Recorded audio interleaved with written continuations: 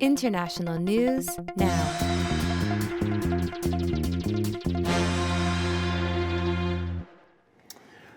So we want to begin with a historical overview of this conflict between Israel and the Palestinian people. And it will rely on a video from Vox News that traces the most important developments over the last century in this conflict. And we're going to use several different clips from this explainer video. So let's go ahead and use the first clip now. The biggest myths about the Israel-Palestine conflict is that it's been going on for centuries, all about ancient religious hatreds. In fact, while religion is involved, conflict's mostly about two groups of people who claim the same land, and it really only goes back about a century to the early 1900s. Around then, the region along the eastern Mediterranean we now call Israel-Palestine, been under Ottoman rule for centuries, was religiously diverse, including mostly Muslims and Christians, also a small number of Jews who lived generally in peace. It was changing in two important ways. First, more people in the region were developing a sense of being not just ethnic Arabs, but Palestinians, a distinct national identity. At the same time, not so far away in Europe, more Jews were joining a movement called Zionism, which said that Judaism was not just a religion, but a nationality, one that deserved a nation of its own. And after centuries of persecution, many believed a Jewish state was their only way of safety and saw their historic homeland in the Middle East as their best hope for establishing it. In the first decades of the 20th century, tens of thousands of European Jews moved there. After World War I, the Ottoman Empire collapsed, and British and French empires carved up the Middle East, the British taking control of a region it called the British Mandate for Palestine. At first, the British allowed Jewish immigration. All right, let me make a couple brief points to reinforce the message of this first clip. First, it intentionally argues that the conflict between Israelis and Palestinians has not been going on for millennia, for thousands of years. These groups lived together in relative peace under the Ottoman Empire. The collapse of the Ottoman Empire in World War I created an opportunity for Great Britain and France to extend their imperial rule into the Middle East. And while the French secured control of present-day Syria and Lebanon, Great Britain acquired political control over present-day Palestine and Jordan as part of the mandate system under the League of Nations. And this mandate system effectively approved their expanded empires. Now, second, this segment briefly discusses the emergence of Palestinian and Jewish nationalism during this period. And we can associate nationalism with the claims by a large collective or group of people, often bound together by a common language, religion, or ethnicity, for political autonomy through control of their own independent state. The Zionist movement sought to create a homeland for Jews, often European Jews fleeing persecution, discrimination, and pogroms in the historical land of Palestine. The political movement helped to spur Jewish immigration into Ottoman-controlled Palestine in the decades before World War I. More importantly, the video doesn't describe important components of British diplomacy in World War I that helped to promote subsequent conflict between Jews and Arabs in Palestine.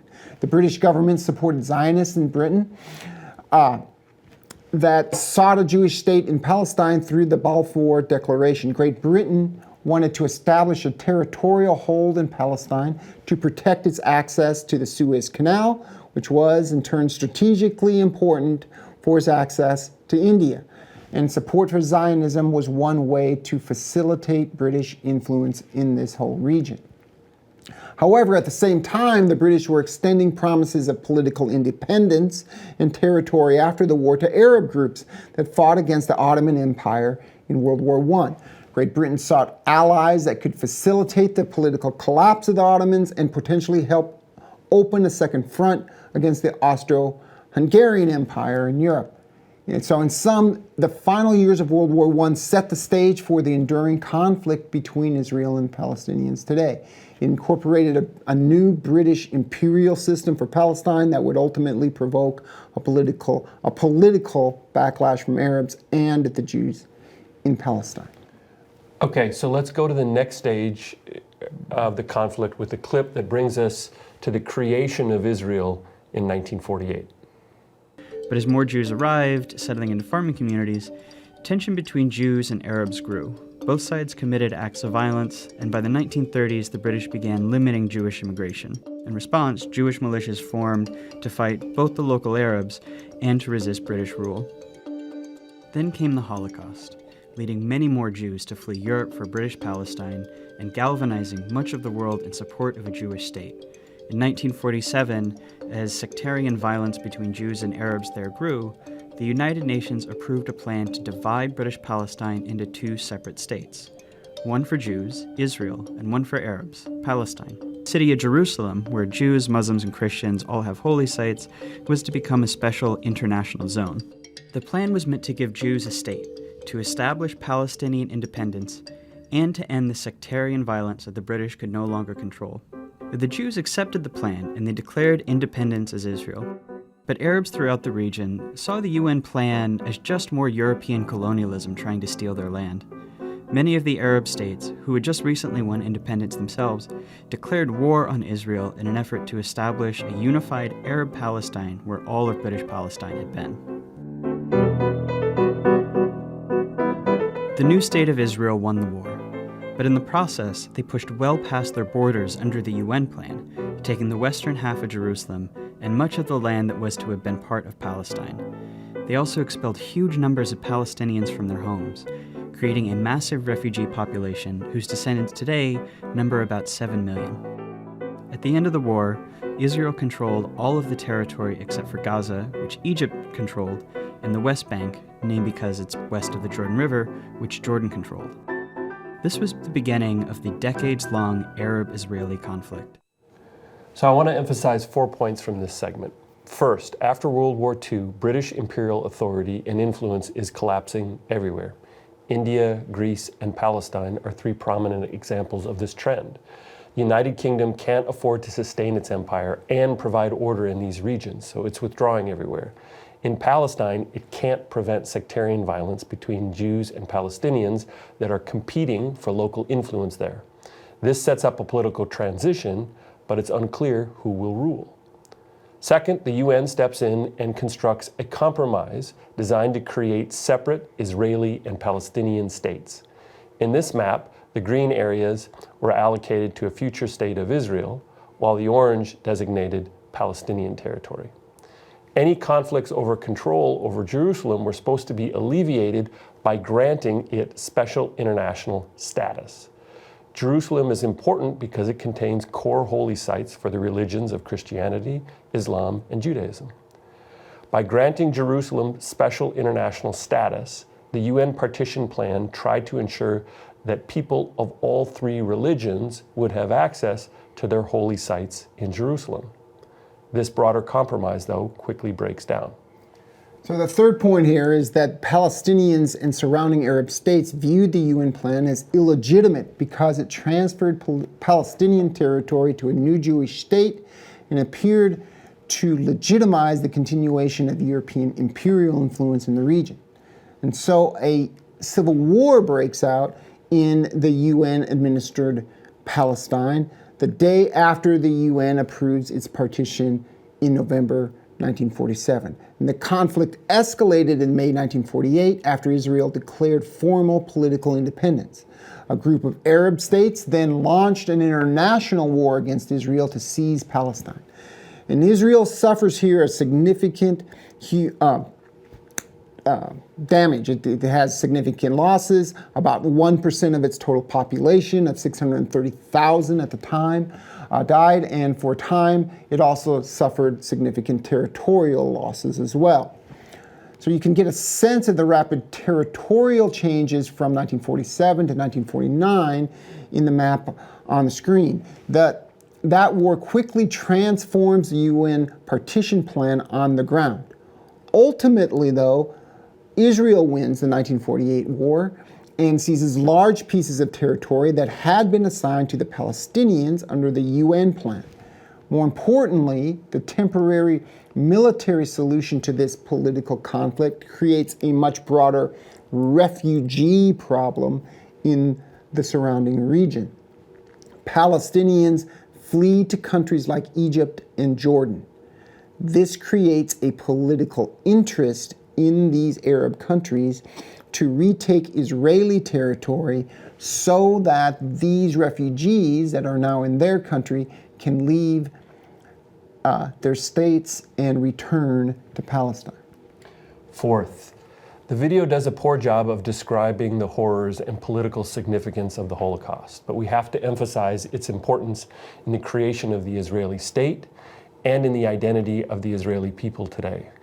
Hitler's genocidal campaign tried to destroy the Jewish people as a race. And even though they can seem woefully impersonal, we need to think about the numbers here to begin to try to understand the scope of this human tragedy that the sustained campaign of genocide by the Nazi regime caused. In 1939, there were approximately 16.6 million Jews worldwide. About 9.5 million of them lived in Europe. Approximately 6 million Jews in Europe were murdered during the Holocaust. The population of Jews in Europe had fallen to 3.8 million by 1945. Now, this organized campaign of murder and genocide has had a searing effect on Israeli politics. We should think about the 1947 war in this context. Hitler's program had just killed about 60% of the Jews living in Europe. Then, shortly after the UN approves the creation of Israel, a group of Arab states launches a war that also challenges the existence of Israel. These experiences created a clear hierarchy of interests in Israeli politics, focused above all on national security and the preservation of the Israeli state and its citizens against all external threats. The conflicts in the Middle East and with the Palestinians are viewed through this prism. Okay, so let's now move on to our next major historical event and watch a brief clip about the legacy of the 1967 war. So let's go ahead and run that clip now. Then something happened that transformed the conflict. In 1967, Israel and the neighboring Arab states fought another war. When it ended, Israel had seized the Golan Heights from Syria, the West Bank from Jordan, and both Gaza and the Sinai Peninsula from Egypt. Israel was now occupying the Palestinian territories, including all of Jerusalem and its holy sites. This left Israel responsible for governing the Palestinians, a people it had fought for decades. In 1978, Israel and Egypt signed the US-brokered Camp David Accords. Shortly after that, Israel gave Sinai back to Egypt as part of the peace treaty. At the time, this was hugely controversial in the Arab world. Egyptian President Anwar Sadat was assassinated in part because of outrage against it. But it marked the beginning of the end of the wider Arab-Israeli conflict. Over the next few decades, the other Arab states gradually made peace with Israel, even if they never signed formal peace treaties.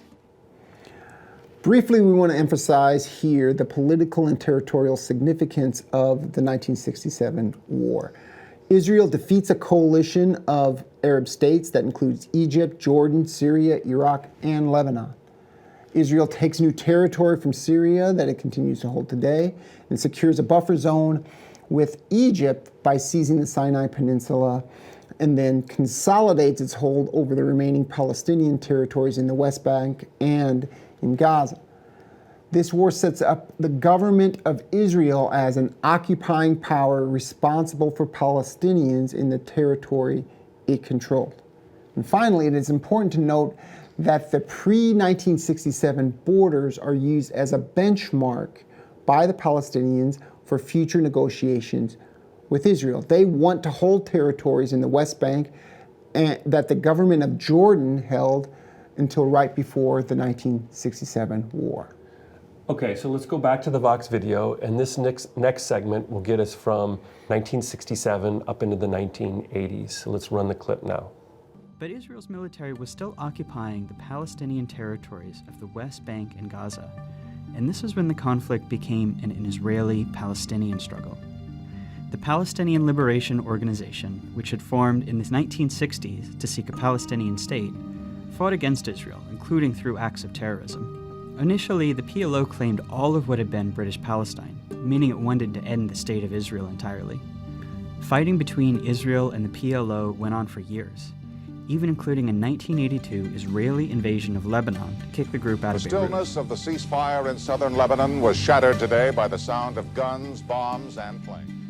The PLO later said it would accept dividing the land between Israel and Palestine, but the conflict continued. As all of this was happening, something dramatic was changing in the Israel-occupied Palestinian territories.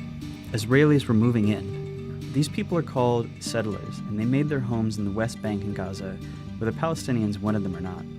Some moved for religious reasons, some because they want to claim the land for Israel, some just because the housing is cheap, often subsidized by the Israeli government.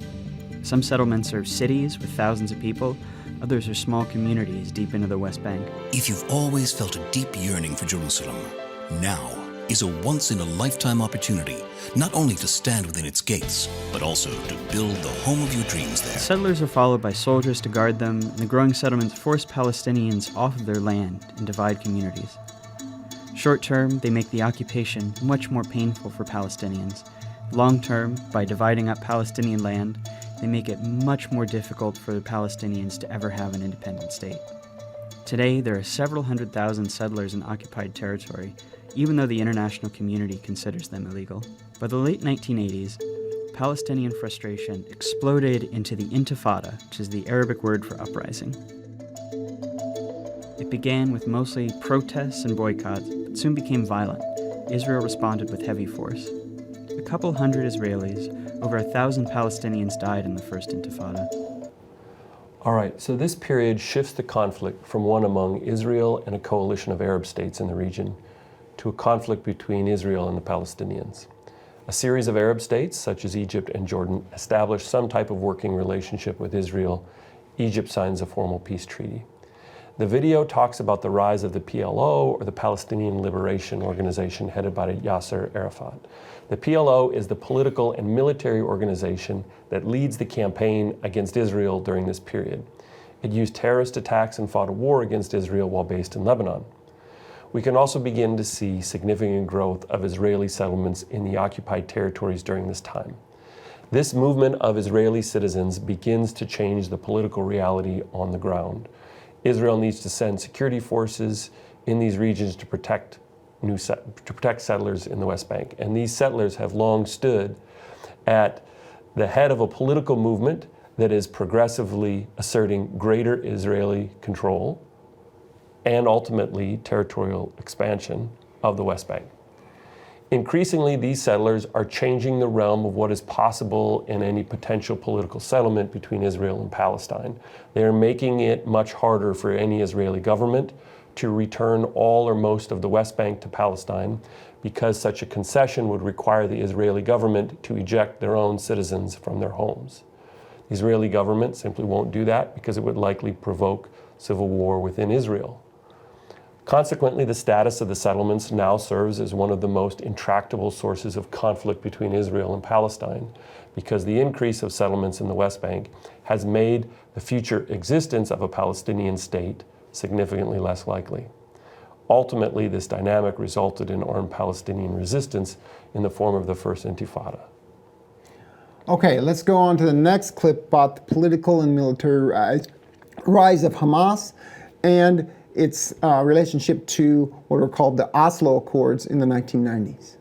Around the same time, a group of Palestinians in Gaza who considered the PLO too secular, too compromise-minded, created Hamas, a violent extremist group dedicated to Israel's destruction. By the early 1990s, it's clear that Israelis and Palestinians have to make peace. The leaders from both sides signed the Oslo Accords. This is meant to be the big first step toward Israel maybe someday withdrawing from the Palestinian territories and allowing an independent Palestine. The Oslo Accords established the Palestinian Authority, allowing Palestinians a little bit of freedom to govern themselves in certain areas. Hardliners on both sides opposed the Oslo Accords. Members of Hamas launched suicide bombings to try to sabotage the process. The Israeli right protests peace talks, with ralliers calling Prime Minister Yitzhak Rabin a traitor and a Nazi. Not long after Rabin signs the second round of Oslo Accords, a far-right Israeli shoots him to death in Tel Aviv. This violence showed how extremists on both sides can use violence to derail peace, keep a permanent conflict going as they seek the other side's total destruction. That's a dynamic that's been around ever since. Negotiations meant to hammer out the final details on peace drag on for years. and a big Camp David summit in 2000 comes up empty. Palestinians come to believe peace isn't coming, rise up in a second intifada, this one much more violent than the first. By the time it wound down a few years later, about 1,000 Israelis and 3,200 Palestinians had died. Okay, so we want to use this clip to talk a bit more about two crucial developments in the 1980s and the 1990s. The emergence of Hamas in Palestinian politics and the impact of the Oslo Accords, which arguably came the closest to attaining some sort of negotiated settlement of the Israeli-Palestinian conflict. So let's first talk about the emergence of Hamas. Hamas emerges in the late 1980s, around 1987, with radical goals and the use of radical means. Hamas sort of positioned itself as a critic of the Palestinian Authority that was emerging there, and the PLO, because it was too secular and too moderate in its relationship with Israel. And so Hamas calls for the elimination of the Jewish state, and it makes ambitious and maximal demands like calling for all of the land of Palestine to be returned to Palestinians. It also uses political violence, targeting civilians, such as suicide bombings, to pursue its goals. And so consequently, Hamas was designated as a terrorist group by the United States, by international organizations, by European countries, etc., by Israel in 1997. So in some ways, the attempts to create a political compromise in the 1990s through the Oslo Accords itself contributed to the emboldenment and sort of the rise to power of Hamas as a major force within Palestinian politics. The Oslo process contributed to a political struggle within Palestine over which groups should represent Palestinians in the larger conflict with Israelis. President Clinton helped facilitate the agreement in 1993 between Israel and the Palestinian people, and under this settlement, Israel would recognize the Palestinian Authority as a legitimate government over the Palestinian people and cede political control over portions of the West Bank. The Palestinian Authority didn't have full sovereignty over all of the West Bank, but it had control over civil governance and security operations in certain areas. In other parts of the West Bank, Israel preserved control over security operations or even retained full control over certain sections.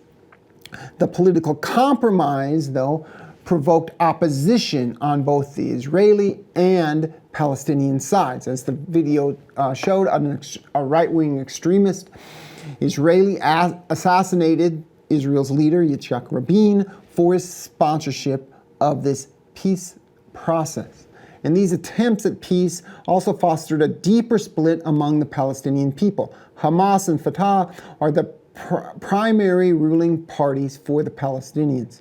Hamas favored a more confrontational and militaristic approach in relations with Israel. It publicly supported the destruction of the Israeli state.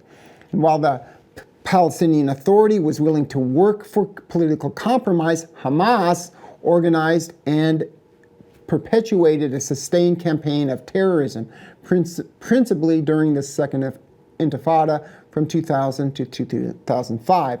And this was designed to undermine domestic political support on both sides for this peace process. So now let's move to the aftermath of the breakdown of the Oslo Accords with the final short clip from the Vox video. Go ahead and run that clip. The Second Intifada really changes the conflict. Israelis become much more skeptical that Palestinians will ever accept peace or that it's even worth trying. Israeli politics shift right. The country builds walls and checkpoints to control Palestinians' movements. They're not really trying to solve the conflict anymore, just manage it. The Palestinians are left feeling like negotiating didn't work and violence didn't work, and that they're stuck under an ever-growing occupation with no future as a people. That year, Israel withdraws from Gaza. Hamas gains power, but splits from the Palestinian Authority in a short civil war, dividing Gaza from the West Bank. Israel puts Gaza under a suffocating blockade, and unemployment rises to 40%. This is the state of the conflict as we know it today. So Israel responds to the Second Intifada by evacuating Israelis and withdrawing completely from the Gaza Strip, and then builds a wall around it and prevents movement in and out of Gaza. Since this withdrawal, Hamas has maintained political and military control over Gaza. Now, following Israeli disengagement from Gaza in 2005, Hamas won Palestinian elections in 2006. Hamas and Fatah then fought a brief civil war over control of the Palestinian Authority and the territories it partially ruled in Gaza and the West Bank. This civil war effectively led to a division of political control between these two groups, with Hamas controlling Gaza and Fatah controlling the West Bank. The countries that recognize Palestine as a state generally recognize Fatah as the head of the Palestinian Authority. So let's pause to talk here a little bit about Gaza itself. Gaza is a densely populated territory controlled by Hamas. It has over 2 million Palestinians living on a narrow strip of land totaling 140 square miles, bordering the Mediterranean Sea between Israel and Egypt. This political district has been under a blockade policed by Israel and Egypt since 2006. Its population is effectively trapped there as Israel controls its airspace and also blockades maritime access into Gaza. All international commerce, before this most recent attack, all international commerce flowed through a checkpoint regulated by Israel at its southwest corner that borders Egypt. This is the Kerem Shalom crossing point on the map displayed now. With little international trade and limited access to resources, the people of Gaza suffer from extremely high unemployment and limited access to basic social services like medical care. There is a real sustained humanitarian crisis there that has accelerated dramatically in the last couple of weeks under bombing by the Israeli government. It's important to emphasize the political challenges to peace that the deeper split between Hamas and Fatah create. Hamas wants to take a much harder line. They have frequently used terrorism to undermine attempts at political compromise. This has made it difficult for any Palestinian government to implement a peace accord by policing or restraining terrorists associated with Hamas. Consequently, Israel has been extremely resistant to making compromises, such as easing the blockade that could leave it more vulnerable to attacks by Hamas. Israel has effectively adopted a strategy of withdrawal since then, with little chance for meaningful negotiations. Israeli governments, particularly under Netanyahu, tried to diminish the significance of the Palestinian issue in domestic politics and in its relations with neighboring countries. Israel built a series of border walls to separate Israeli citizens from Palestinians and prevent future terror attacks. Hamas remained in charge of Gaza and periodically engaged in violent conflict with Israel. All of these conflicts ultimately ended with a ceasefire that left the territorial and political status quo in place. Okay, so this brings us our historical overview to more or less the present. But before we move on to the current conflict and crisis, it is important to note a crucial development over the past several years known as the Abraham Accords. Now, the Abraham Accords are important for a couple of reasons. First, they represent the strategy of the Israeli government to pursue a normalization of relations with certain Arab countries without making any major accommodation of the Israeli-Palestinian conflict that prevented such a reconciliation in the past. And second, the relative success of this strategy is seen by many commentators as a catalyst for the current conflict. So what are or were the Abraham Accords, depending on how this turns out? It was an initiative spearheaded by the Trump administration to improve relations between Israel and some of its neighbors. By early 2020, the U.S. negotiated a landmark agreement in which the United Arab Emirates, the UAE, Bahrain and Morocco formally recognized Israel and its right to exist. Later, Sudan also signed on, but that arrangement is still sort of tentative. In exchange, these Arab countries received economic cooperation with Israel's successful economy, and they also exchanged intelligence sharing with Israel. The latter cooperation on intelligence and security was driven by a sense that Israel, and particularly the Gulf monarchies, the UAE and Bahrain, had a common regional adversary in Iran. And Israel, for its part, achieved its major objective of political legitimacy and acceptance in the broader Middle East without having to provide this significant concessions on the Palestinian issue. The Biden administration built on the Trump-era policy and attempted to expand it.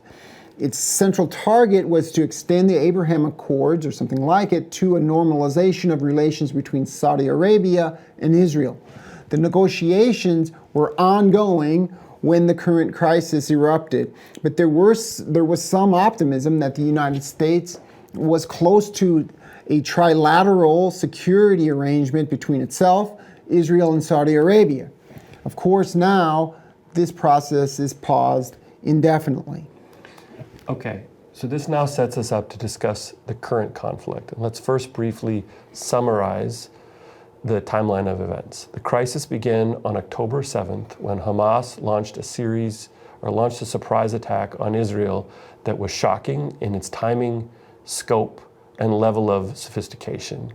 Israeli defenses were caught off guard, although later reports said Israel had received an official warning from Egypt of a possible attack from Gaza 3 days before. Israel has denied these reports. Hamas destroyed key surveillance and communication towers with drones along the border with Gaza, which hindered the Israeli military's response. They used explosives and tractors to blow open gaps in the border barricades that allowed thousands of Hamas fighters to enter Israel. They attacked military installations and Israeli communities. Over 1,400 Israelis, mostly civilians, were killed. Over 200 hostages were taken back to the Gaza Strip, and currently all but 4 are still being held there. Regardless of whether Israel received a warning or not, this was a colossal intelligence failure for Israel. Currently, the nation is united behind the government in this time of war that there will be a future investigation on why Israel was not prepared. This will eventually harm Prime Minister Benjamin Netanyahu, whose appeal to voters has long revolved around protecting Israel from these type of threats. So in response, Netanyahu declared that Israel was at war with Hamas and mobilized the military for a large-scale retaliation.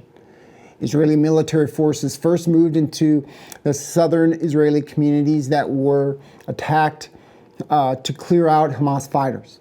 It also began a massive airstrike campaign against Hamas and Gaza. These airstrikes have also killed thousands of civilian Palestinians.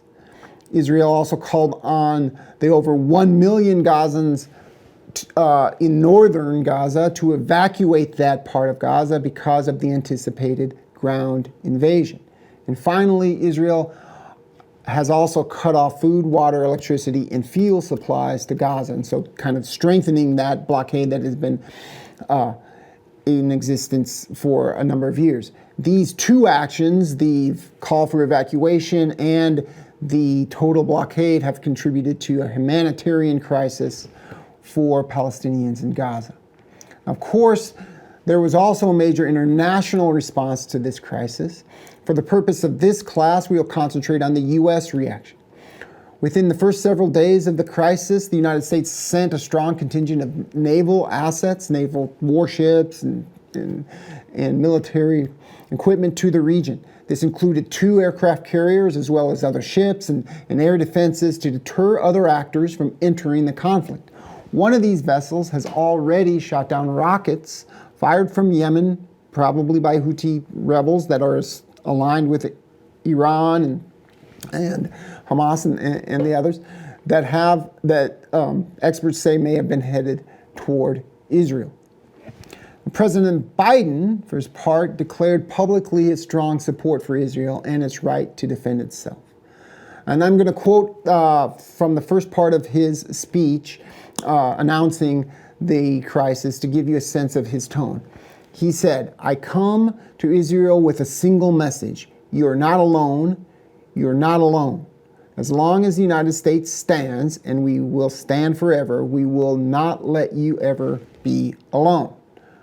But this same speech also had tried to caution against a strategic overreaction by Israel. And so later on in his speech, after giving full-throated support for Israel to defend itself and describing the Hamas attack as unadulterated evil, Biden said this, and I'm quoting here, "But I caution this, while you feel that rage," he was talking about the rage toward the Hamas attack, "don't be consumed by it.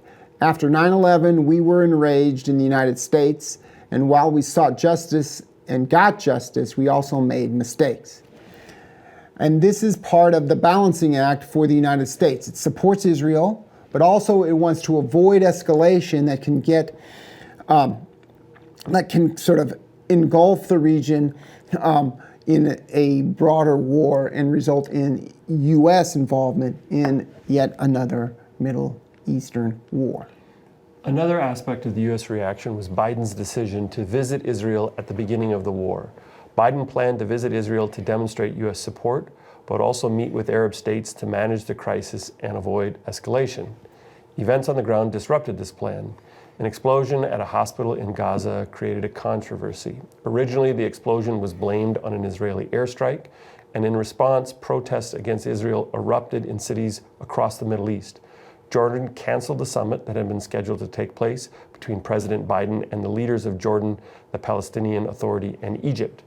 However, subsequent evidence has now emerged suggesting that the explosion did not actually hit the hospital, but occurred in the parking lot next to it. More importantly, the source of the explosion seems to have been a rocket launched by the Islamic Jihad group inside Gaza that malfunctioned and exploded near the hospital. Another important development in the conflict has been the debate over humanitarian aid to Gaza. Efforts led by the United States has tried to negotiate access for humanitarian aid into Gaza. This has been a difficult process due to resistance from both Israel and Egypt, which controls the access points into Gaza. Ultimately, the United States was able to negotiate a flow of aid into Gaza through a checkpoint controlled by Egypt. However, the amount of aid that has been transferred has not met the needs there.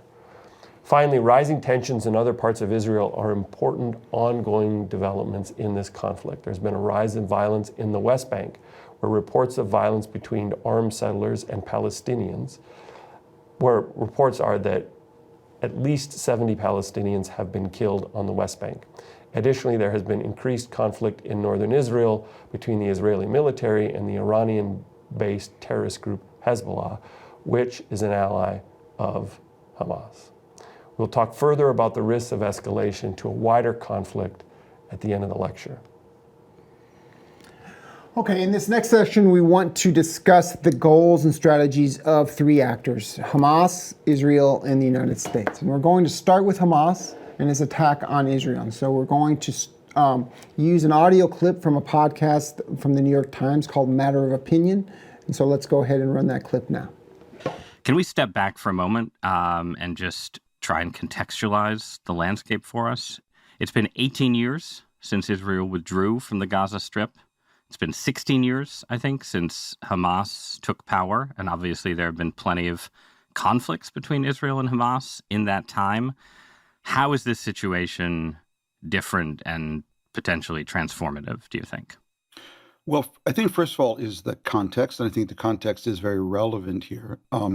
This Hamas attack on Israel comes at a time, almost one could say, Ross, on the eve of a normalization deal between Israel and Saudi Arabia. And while it was not done, there was a lot of optimism in the administration and in the region that this would have opened the way for Israel to much wider acceptance throughout the Muslim world, Muslim countries that haven't yet normalized, particularly big ones like Indonesia and Malaysia. So for Hamas and for Iran, Hamas's backer, this was a strategic threat. They had to do something that would trigger as violent and as crazy a response as they could from Israel, that would create as many Palestinian casualties as they could, that would then freeze the Saudis and all the other Arab countries, those who have already normalized and those who might be considering it, from going ahead. And I think that, to the best we can figure out the timing, that was it. All right. So let me say a few things here. It should be noted that there are many motivations for extremist groups to launch terrorist attacks. Hamas has an ideology based on the destruction of Israel. It officially announced and declared that it was motivated to launch the October 7 attack in response to recent events, namely some violence at the Al-Aqsa Mosque in Jerusalem, and more long-term grievances such as the expansion of Israeli settlements and the blockade of Gaza.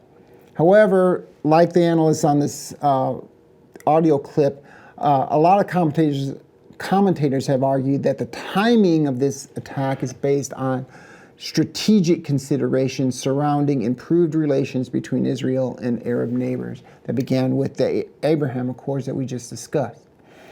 And so the Abraham Accords represented a breakthrough of sorts for Israel because it was able to normalize relations with surrounding Arab states without providing concessions on the Palestinian question. If this normalization would have extended to Saudi Arabia, which is one of the leading countries in the region, that would have threatened the strategic interests of Hamas and its patron Iran. Just like Hamas, when it engaged in suicide terrorism to prevent the Oslo Accords and a peace between the Palestinian Authority and Israel in 1990s, many argued that Hamas used, again, terrorist attack to prevent this normalization between Israel and its neighbors. And so, as the audio clip notes, then the Hamas attack could be seen as what in class we call the spoiling strategy to disrupt negotiations between Saudi Arabia, Israel, and the United States for closer cooperation. And in fact, the attack did disrupt these ongoing negotiations between Israel and Saudi Arabia and the potential extension to even other Arab states. Given the current crisis, these negotiations have been put on an indefinite hold. Now, using this strategic perspective, then, the devastating attack by Hamas against Israel was designed not only to disrupt normalization talks, but also to provoke an Israeli response that might produce many Palestinian casualties in a huge crisis and instability. And this then would undermine Arab governments' abilities in the future to negotiate with Israel about normalization. So that is that strategic, from the strategic perspective, that's what was behind this attack. So let's now move to the goals and strategies of Israel following the attack. And we're going to discuss Israel's response and some of the risks associated with it. So the Israeli government had to react quickly to the surprise attack from Hamas that shocked the nation. It needed to reassure its population that it was in control of this situation, can protect them despite the security breach. Prime Minister Netanyahu quickly announced on television that Israel was at war with Hamas and ordered airstrikes on Gaza, mobilized the military, and called up thousands of reservists for an anticipated ground invasion of Gaza. The Israeli government declared it would strike Hamas hard and vowed to destroy the organization that has ruled Gaza since 2006. However, such a mission is fraught with risks. First, this is an ambitious and complex military objective, given the difficulty of urban warfare against an adversary that blends into the civilian population and has other advantages, such as a complicated network of underground tunnels with hidden weapons. The mission has enormous political risks as well. High civilian casualties will undermine international support for Israel and could prompt other forces, notably Hezbollah, but also neighboring states, potentially Syria and Iran, to join the war. Finally, there is the problem of the lack of an exit strategy. Even if the Israeli military is initially successful at destroying Hamas's military capabilities, it would likely find itself stuck occupying Gaza for an extended period of time because Israel will not be able to find a capable and willing entity, political entity, to govern Gaza after Hamas is removed from power. The Palestinian Authority would not want to try to take over governing Gaza after Israel's ground invasion, and an international coalition would face similar obstacles. And yet, despite all these risks, Israel seems likely to launch a ground invasion with the goal of eliminating Hamas. Why? So we're going to pause here and turn to another audio clip from the New York Times Matter of Opinion podcast for the description of this dynamic. So let's go ahead and roll that clip. Say it conducts, a purely surgical war in which some hostages are rescued, a bunch of Hamas officials are killed, and say that the Hamas officials who survive do wake up the morning after and say, man, probably we shouldn't have done that because, my brother is dead, my cousin is dead, my house is destroyed, my car is buried. Say all of that happens. From the Israeli perspective in that landscape, Hamas is still in power in Gaza. Hamas's capacities are reduced, but not at all destroyed. Their capacities to do the thing that they just did, this extraordinarily traumatic, murderous attack beyond anything we've seen for a long time. And in that scenario, even if Hamas's leadership provisionally regrets it, we were just saying we should assume that Hamas is now more ISIS-like, right? So yeah, maybe they have some temporary regrets, but a year or two goes by, they see another opportunity to conduct another massacre. Why would the Israeli public not assume that they would do it again unless they are actually removed from power, which seems to me to be the sort of inescapable imperative of Israeli politics, even with all the risks that you describe? So the description laid out in this audio clip demonstrates the difficult strategic choices Israel faces of how exactly to retaliate against Hamas. Israel faces a commitment problem in its long-term relationship with Hamas. If it engages in a less ambitious retaliation that avoids the risks of large-scale invasion and occupation, that means that Israel would leave Hamas in place and perhaps even in power in Gaza. Even if the military capabilities of Hamas are severely downgraded and it's incapable of attacking Israel again in the short term, it could regain those capabilities and launch another attack in the future. Remember, the stated purpose of Hamas is to eliminate the state of Israel. So to avoid this, Israel seems prepared to try and eliminate Hamas now and accept the risks that come with that decision. So this is based on strategic calculations and not just, as sometimes the media keeps talking about, this emotional response, right? Right, there's a long-term strategic problem of who's going to rule in Gaza. Right. And the position of the Israeli government is that that the existence of Hamas is too much of a threat to the existence of Israel, so we need to do regime change in Gaza. You gotta eliminate it now, because if you don't, it'll just happen again. The problem, and this is where you get this sort of delay right now of Israel in launching this sort of this ground invasion that's probably going to happen, is that they're still trying to figure out how to most effectively do that and avoid the pitfalls, right? Yeah. They also desperately don't want to occupy Gaza in the long term.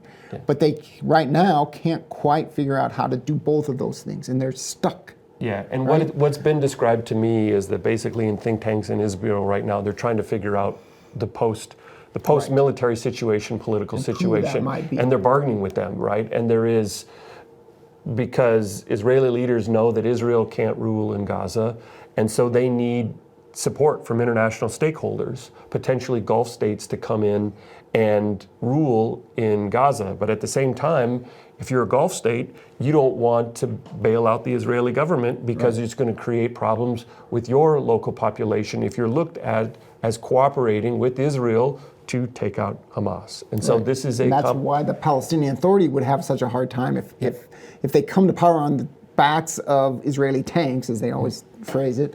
That would be a completely delegitimizing way to enter power in Gaza for them. And so they wouldn't long survive. And so Israel's stuck. Now, this also begs the question of the execution of such a ground invasion. How they actually execute it is going to matter for the end game, right? If it's has a lot of casualties and really sort of damaging and destructive, then it's going to be harder to find someone to control that besides Israel itself. So, all right, let's move on to the third player here, and that's the United States. And let me first state the obvious. A war in the Middle East is not in the U.S. interest because of the instability and potential escalation of war that it poses. For Biden and his administration, it is particularly troublesome because the Biden administration wants to reorient U.S. grand strategy away from regional conflicts in regions like the Middle East so that the United States can concentrate on military resources, its military resources on great power conflict with China and Russia.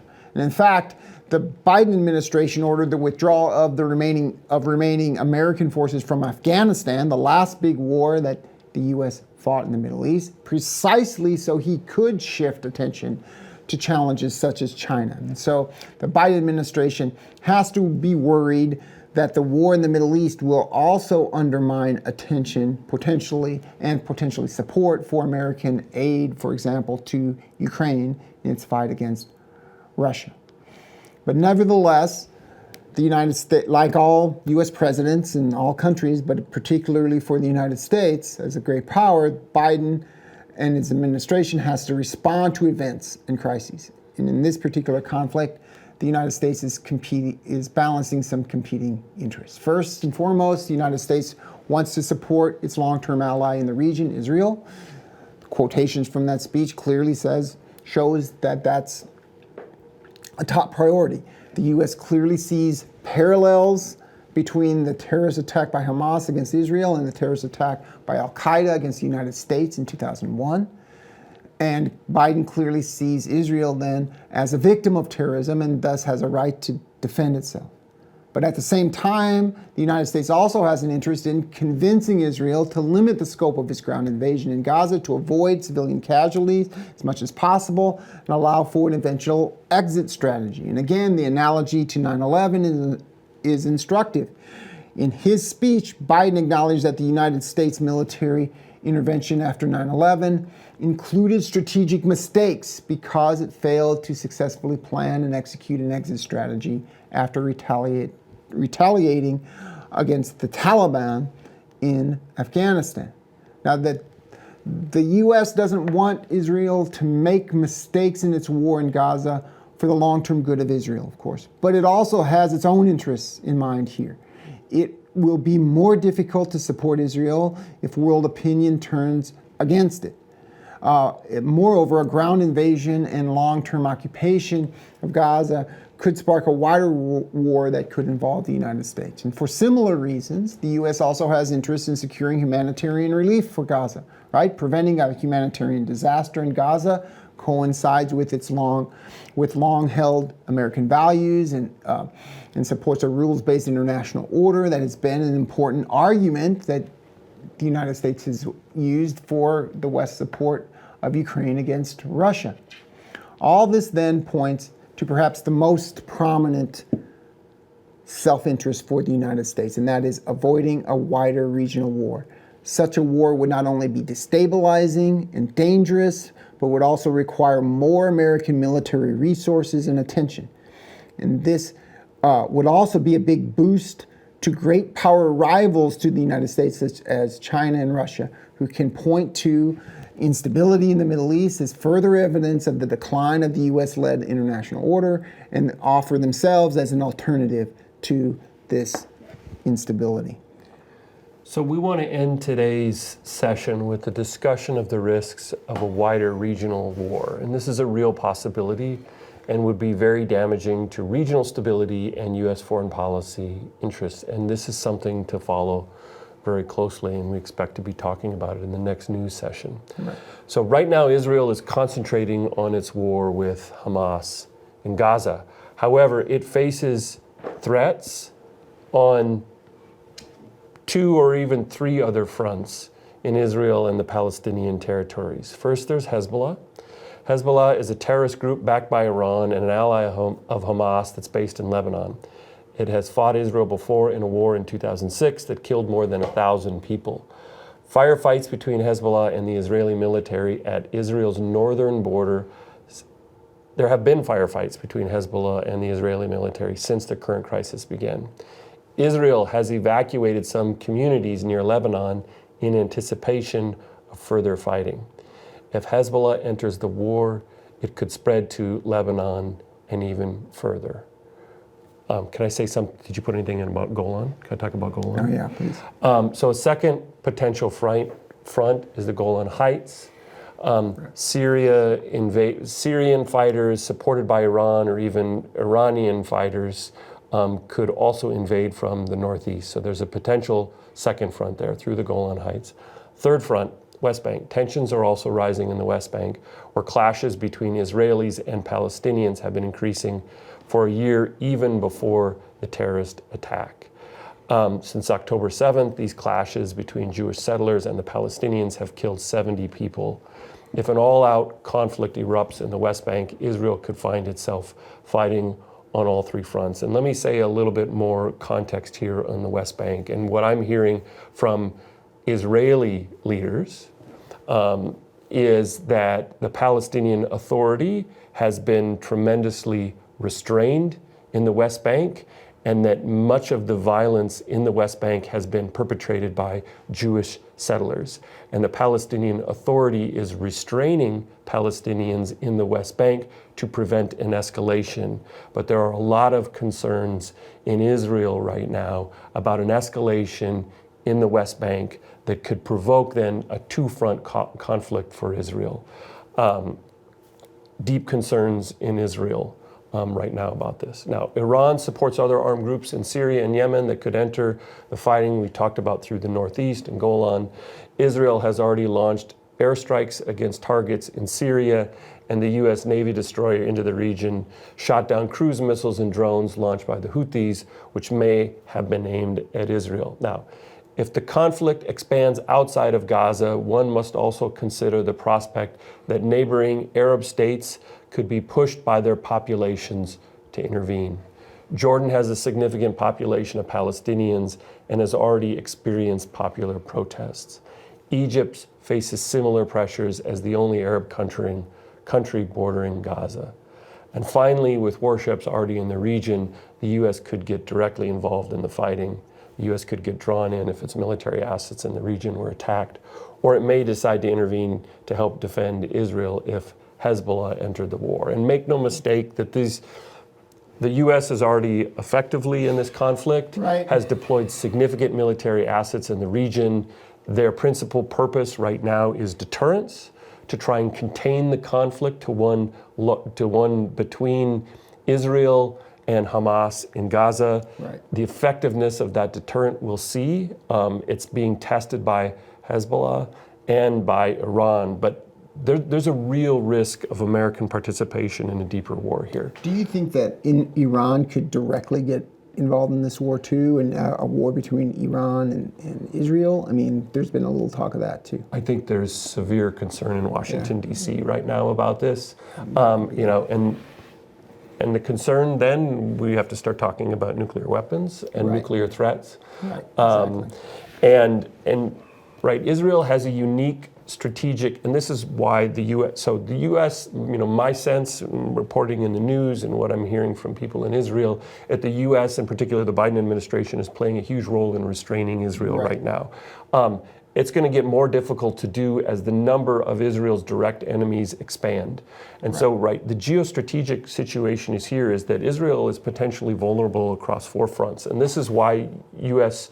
Military resources are to send the signal if Iran tries to lead and to coordinate a multi-pronged attack into Israel that includes Hezbollah, Hamas, fighters in Syria, that you should expect U.S. military intervention. We're not hearing that from U.S. military leaders, but that is definitely, I mean, U.S. political leaders loudly, but that is definitely being communicated in diplomatic channels right now.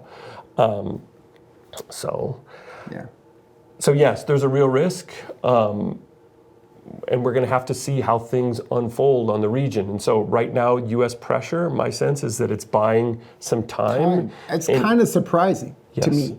I thought when we talked about the timing of this, we kind of thought that there would be a ground invasion by now. I'm kind of surprised that it's been. Well, and you know, one thing we didn't talk a lot about that we should mention here is the surprise and the shock and the blame of Israelis, of the Israeli government led by Netanyahu. So there was a coalition government, wartime government. The war cabinet was put in place with opposition forces. Netanyahu's popularity in the party of the Likud party's popularity, or public support, I should say, has collapsed in the last couple of weeks because this is viewed as a colossal failure of the Israeli government, that they have been focusing on judicial reform, had left Israel unprotected in the south. And not only that, because of the far-right nature of some of the coalition partners, has been reallocating military resources to the West Bank and pulling them from the south, which left the Israeli people vulnerable in the south. Netanyahu is not likely to survive politically after the war is completed. And so it's kind of a caretaker government, and there's a little bit of indecisiveness on the part of the Israeli government, to which the U.S., my sense is the U.S. has stepped in and said, be very careful about how you proceed. And there are reports about how military officials are giving cautionary advice to Israeli military, saying you're not ready to do this. Is I think a big story on this too, because buying some time, I think, is probably one of the more positive signs of how this. I mean, there's not a lot of positives here in the conflict, but one is that there hasn't been a ground offensive yet, and we should think about the logistics of this for an invasion of Gaza, which all signs are this is going to happen eventually in Israel. So Israel has called up hundreds of thousands of reservists. These were people, these were students, these were people that had office jobs 2.5 weeks ago. Now they've got to get retrained and ready to go to fight. And so in order to be effective in a military sense, and again, because Israel didn't know this attack was coming, that also indicates that there is a deeper failure of intelligence about the military situation in Gaza. And so there's an element here, they don't know what they're going into, right? Because they do know that there are this vast network of underground tunnels. We're getting intelligence about this from hostages that have been released. They know that there's more weapons there, but they don't know the extent and scope of them. So there's uncertainty about the local distribution of power. There's certainty that there will be high levels of casualties on both sides if you are talking about bloody urban warfare to retake small amounts of territory. So we are going to talk, I mean, we're anticipating we'll be talking about this story, and the next time we'll probably talk more about the regional dimensions of the conflict. But in 2 weeks, there's also likely to be changes on the ground militarily and also politically. So if you have questions, reach out to us during office hours. Otherwise, we'll see you in the next session. You're right.